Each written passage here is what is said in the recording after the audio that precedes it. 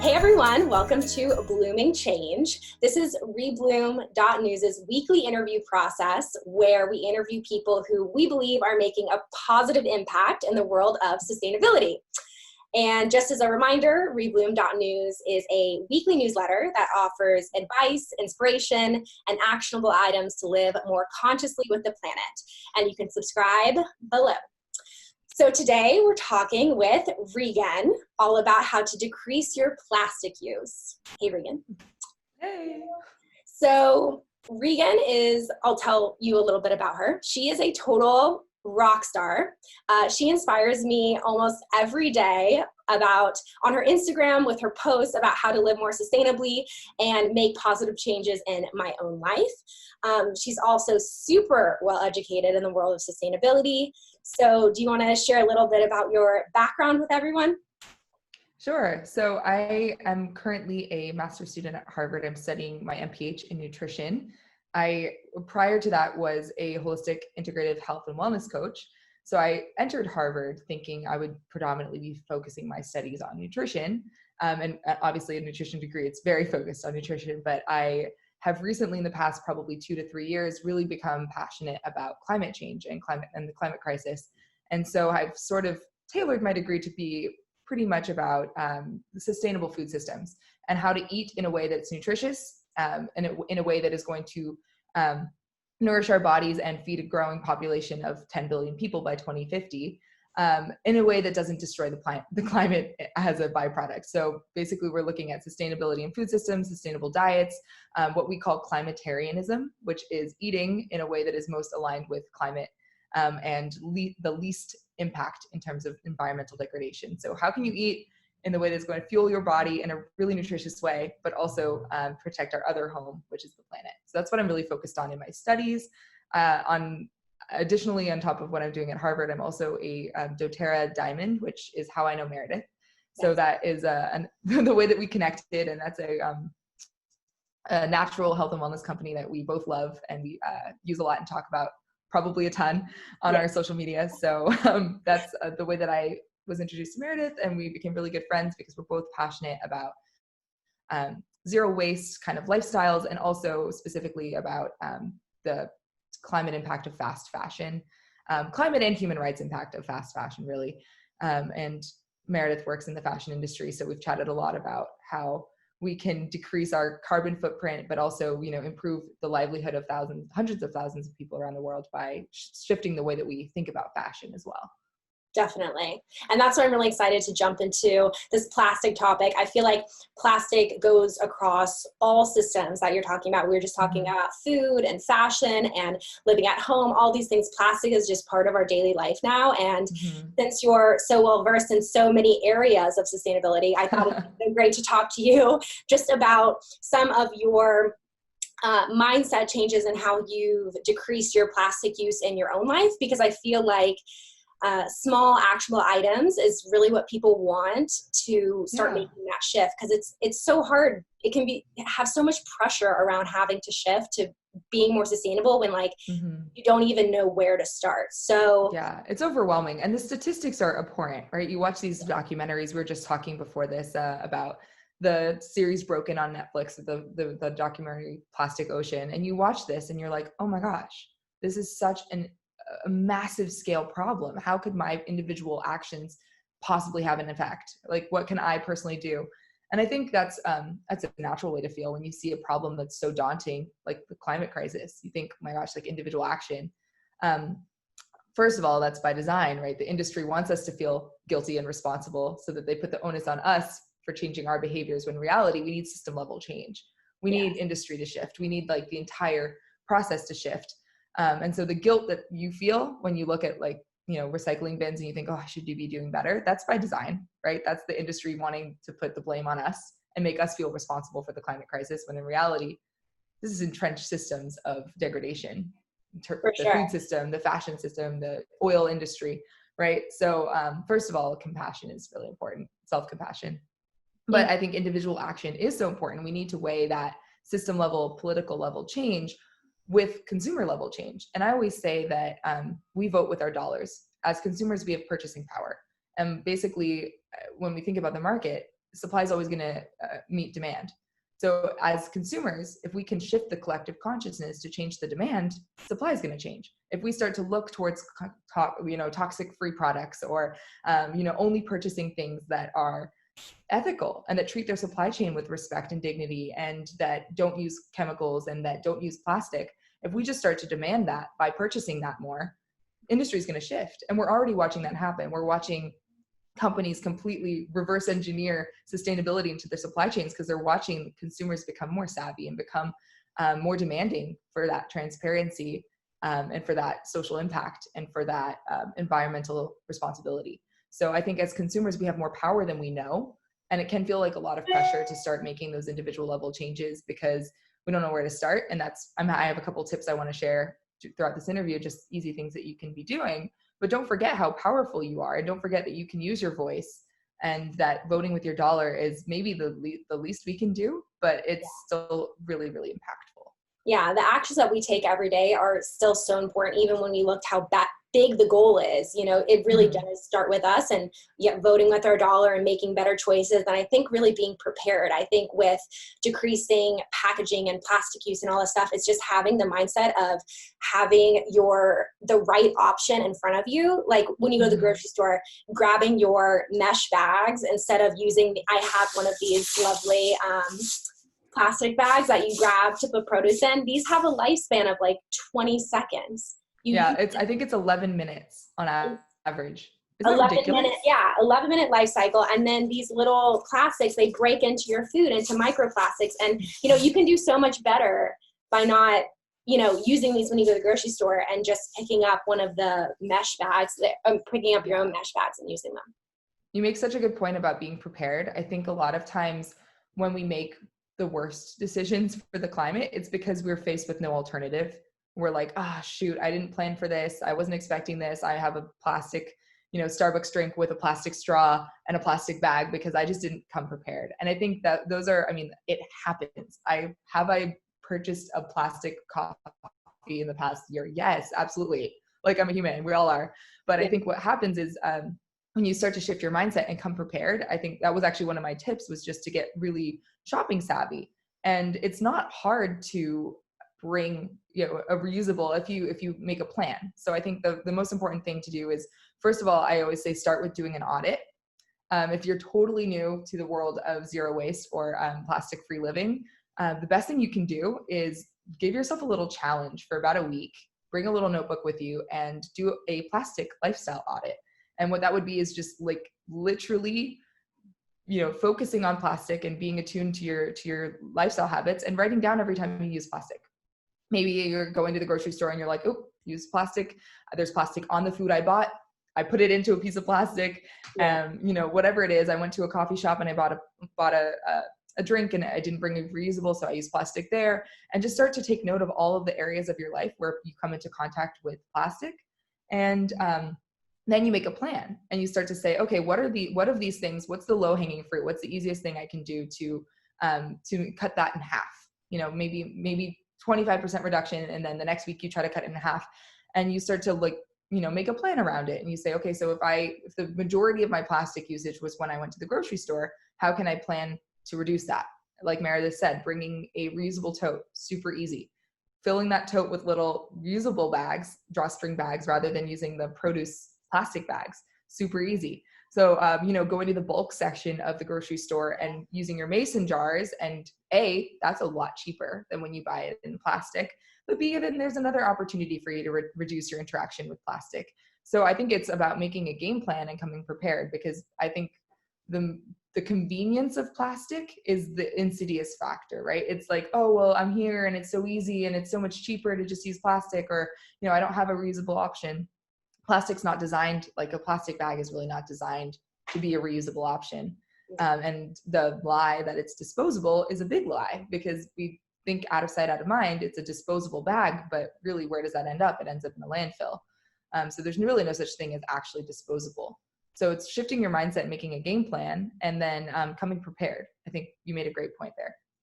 Yeah, awesome. So that's some great tips about like how to start integrating that into your day-to-day life. So I love I love numbered systems and just giving people like 3 easy ways to reduce your plastic. So we talked about making a plan and then bringing. What would be number 2?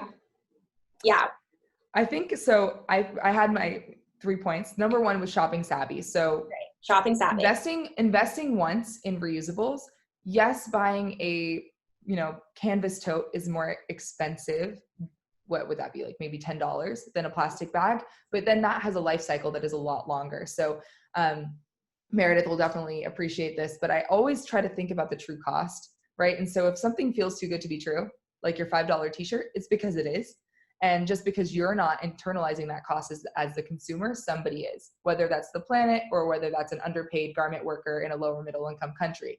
So I think when we think about investing in conscious business or, ethically made products or clothing or bags or sustainable options, yes, there might be a cost up front.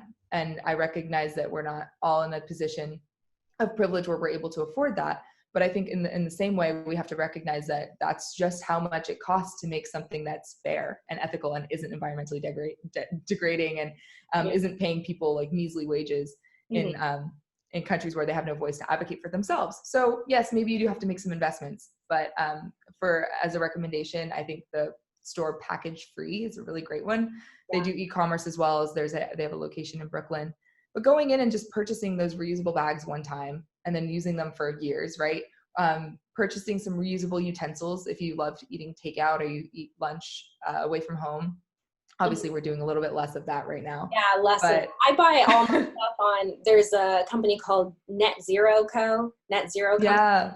I love their stuff. I just ordered one of their canvas bags because I've been reading about how just plastic in general, even the reusable plastic bags that I have, they just, shed microplastics. So I'm truly trying to like weed those out and recycle those if I can find a recycling center that recycles the numbered plastic they are. But I just ordered a canvas bag and it's so cute. It says, "This is not a plastic bag," one of those things, and full of my mesh bags. And I'm just keeping it right by the door for when I walk out to the grocery store. So it's all packaged together. I have my mason jar, my mesh bags. And it's easy to go to the grocery store, but also to the farmer's market, which is still open here. I'm in Asheville, North Carolina right now, and our farmer's markets are still open on the weekends or at least one day a week. Everyone just has on, their masks, but it's so great to go there because that is so easy, has such a low carbon footprint because you're buying locally. You can buy in bulk. There's no food miles associated with local food. It's huge. It is huge. So that's like shopping locally is a great way that you can decrease your plastic too, because everything's fresh and it's right there. Absolutely. Yeah. Mason jars are a great hack. Actually, I think behind me, I don't know if you can really see it. I have 1,000,001 mason jars, but once let's give an example. Here's some lentils. Once you establish this is the lentils mason jar, I just go to the bulk food section and I will literally weigh, and you just weigh your little mason jar. And they'll help you do it if you go to a good grocery store that loves zero waste options. And then you just fill it up and you pay for it by weight. Again, as I said, it's more cost effective oftentimes than buying in plastic. And then you're just reusing that mason jar 150 times and it has this awesome long life cycle as something that you use again and again. Totally. And like we were saying before, like if you mess up, make a mistake, buy plastic as you start to transition, it's really not about being perfect. It's not about us, never using plastic again. Like we have to remember to reward ourselves for every choice we make that rewards the environment. So, rewarding ourselves for those little changes we're making. So if you mess up and buy a plastic product, like Regan said, you have to have this compassion for yourself and say, okay, it's okay. Like I'm conscious of it. That's the main thing. If you're just using and not thinking about it, that's your conscious is so low. Our goal is to raise it and make you aware, I am buying plastic this time. I feel a little guilty. It's okay. Next time, let's remember to bring something that's not plastic. I think that's a huge point you just made. I think if you're feeling guilty about your plastic interaction, you're way more aware than 90% of the public. If the one time you mess up, I don't think we should call it mess up. The one time that you like just make a lesser choice or whatever.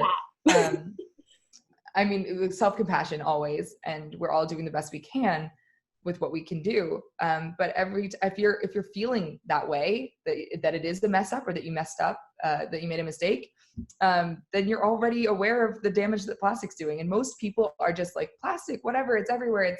It's convenient, it's cheap, and they don't even think out of sight, out of mind. They don't even think about the end of the life cycle of these products. They don't even think about burning landfills, or the fact that, I mean, we were talking about the documentary Broken about recycling, and how most things we like, feel. What is it, like 9% of all the plastic ever produced actually is recycled? I mean, so we have this, they called it wish cycling in that documentary, and they were like, we just put a piece of plastic in the recycling bin and we just hope for the best. Please. And we're so detached from it, right? We're so a million miles away from wherever that gets processed, or we don't necessarily see the ocean that's getting polluted on a daily basis. So we can really just kind of become separate from it, when in reality it should be part of our consciousness at all times. So I think that's it's really important. Think about that. And then lastly, what has been your happiest swap? So like what have you changed out in your life that decreased plastic use, that has like made your life better, or is a great product that you love? Like, what's been your favorite swap? I have a couple that I was thinking of. One really easy way to reduce plastic is to cook at home more. And during this pandemic moment, I think a lot of us have been cooking at home more. So that's actually been really joyful. I've been doing dinner parties with my little small group of friends. Obviously, social distancing is important, but not getting takeout. I mean, when you look at takeout, you have a pile of single-use plastic. Now, I am that extra that I try to wash them and use them again as Tupperware. But to be honest, like those aren't really designed to be used again and again. They have a very short life cycle. They leach plastic toxins. So another thing we didn't even really get into in this call yet is just the phthalates and the toxins that are in plastic that do leach into your food, especially when they're heated. The thinner, I mean, I talked about this in a lecture in one of my classes recently, but the thinner the plastic, the more flexible the plastic, the more likely it is to be leaching toxins.